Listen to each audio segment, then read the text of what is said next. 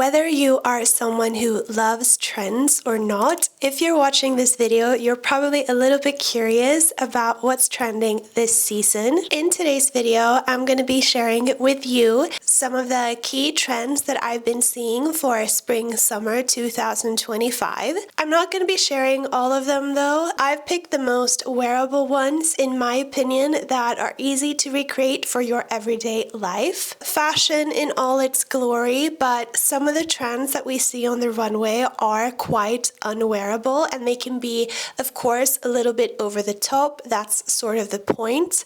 But at the end of the day, when it comes down to the clothes that we wear, we don't want to get stuck with pieces that we get tired of in just a couple of months. Just to disclaim, this video is going to be a combination of trend reports that I've read online, as well as my own predictions for the season. Before we dive in, if you're new here, welcome. My name is Louise, and I talk about how to engage with fashion in more conscious and sustainable ways. The first trend that I'm going to be talking about is dressing up even if you have nowhere to go. And I might kick myself for saying this, but I feel like athleisure has become way too socially acceptable and frankly a little bit boring. Of course, I'm a very strong advocate for wearing whatever you want, so take this with a pinch of salt, but I feel like when everyone is wearing workout leggings everywhere, it kind of takes the fun out of life. I don't know about you, but being so interested in fashion and personal style, in my opinion, getting dressed to leave the house can sometimes be more fun than the actual activity itself. I just think that there are so many fun ways to dress comfortably rather than just wearing like a pair of workout leggings. So in 2025, I'm forecasting that dressing up, even if you have nowhere to go, will become much more on trend. And here are two ways that you can do that. So the first one is silk trousers, and I've been seeing a lot of these silk trousers, and I kind of want to call this trend like pajama chic. It's actually one of my favorite all-time looks because it looks really elegant and stylish, but it is also really comfortable. I actually saw one of my friends on Instagram celebrating New Year's Eve with her friends, and they were all wearing pajamas, and not only did it look really fun and comfortable, but they all looked super nice. So even if you don't own a pair of silk trousers, I think that Adidas track pants or any other like track pant with this like silky shiny finish to them give off the same kind of vibe, but maybe a little bit more sporty than elegant. So there are multiple ways that you can wear these silk or satin trousers. The next one is full-length skirts, and I was not one of the girls who jumped on the maxi denim skirt trend or even the balloon skirt trend, but I have always enjoyed a maxi skirt or like a full-length skirt, and especially those that fit a little bit more snug and close to the body, because I just find them really timeless and classy. Apparently, according to this article in Vogue UK, they seem to agree with me.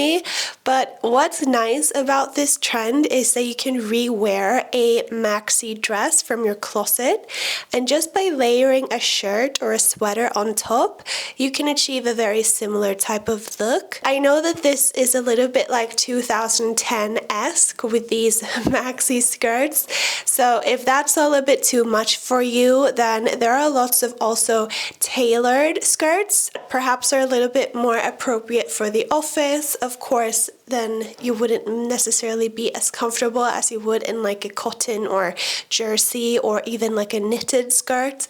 But either way, either like whatever the material that you choose, I feel like full-length skirts are a really comfortable and classy option for getting dressed up while staying comfortable. The next trend is layering in fun ways, and layering is always on trend, of course, but for this season it's getting a little bit more experimental and fun. The layered, I'm sure that you've seen the layered bottom trend, the skirts on top of the jeans, etc. That seems to continue this year, but if you're not comfortable with that trend, I know that I'm not, I don't feel like it necessarily suits me and my style, then you can make this trend a little bit more wearable by tying a plaid shirt around your waist. And again, a little bit 2010, but plaid is actually said to be one of the most popular patterns for 2025, and I am welcoming that with open arms because it's a very timeless pattern that you can mix and match in very many ways. I've actually always had a plaid shirt in my closet. It's kind of been a staple piece for me, but don't worry if you don't have one. I feel like you probably do know someone that you can borrow a shirt from, whether that's a friend or a family member, or it's also one of those pieces that is quite easy to find from your local thrift shop. When it comes to layering, plaid clothing items are also really easy to layer. Burberry trench coats with their like signature lining of course comes to mind, but I also think that skirts are really cute in plaid, especially when you match them with more neutral colors. I don't know about you, but I have always loved a cape or a poncho. I still remember a knitted poncho that I used to wear all of the time when I was a kid, but sadly as an adult I don't have one. I do have a like rain poncho though, and I've always preferred them. I don't know why, I just feel like they look a lot cuter. Either way, capes are one of the key outerwear trends for spring summer 2025. And I love them because they can be really quite practical as well, and they're also a really great piece again to layer with and have fun with. For a similar type of look, if you don't have a cape and you don't intend on buying one, layering a scarf on top of your outfit can give off the same type of vibe. It kind of gives you this like hoodie style look, or even like a balaclava but for spring. And that brings me to my next chapter, which is accessories. So the third trend is more personality and not taking yourself too seriously. I think it's a response to fast fashion trends. We are all just trying to find items that are more long lasting and feel like they add long-term value to our closets. Over the holidays, I listened to a podcast with two girls where one of the girls mentioned that her grandmother re-wears the same skirt every Christmas for I think it was like 40 years. So essentially she has her Christmas skirt, and I thought to myself, I remember my grandmother doing the same thing, and re-wearing something that holds tradition and personal value to you is much more interesting than buying the latest like it's item. I hope and I wish that this will become a lot more popular in 2025. I feel like it all comes down to letting your personality shine through instead of the like quiet luxury trends with sleek and minimalist designs that really benefit big brands. Like, we will more value the inherited and quirky items much more this season. And one example of that are brooches and pins, and these are really fun because these are items that you really rarely see on the streets, at least where I live. I feel like maybe a brooch is associated with older generations or even like politicians, but my grandmother used to wear a lovely brooch, and I really wish that I had gotten my hands on it because it's just a simple and fun way to add something extra to your outfit, especially if it has been worn by someone you love, and you can really use it as a piece to renew your outfits without having to buy a bunch of new clothes.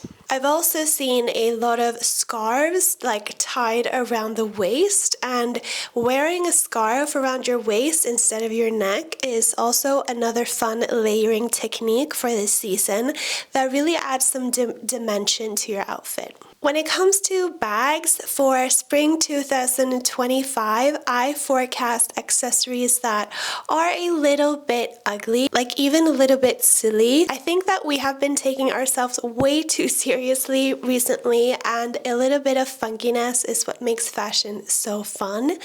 The best part about this trend is that it doesn't have to be expensive. One particular style of bag that has been brewing for some time now is the East-West style of bag, and this bag has a very wide frame, but this is just the perfect opportunity if you don't have a bag like this in your closet to take a look at what's in your local thrift store, because you can probably find someone's old bag there that are very similar to those that we see on the runway. I also think that being a lot more practical about our bag choices will become more of the norm. For instance, wearing like a net bag instead of a Loewe tote to the beach, or even wearing like unlabeled tote bags, or just like large practical shoulder bags instead of the overhyped Birkin bags or other designer tote bags that no one can afford anyway.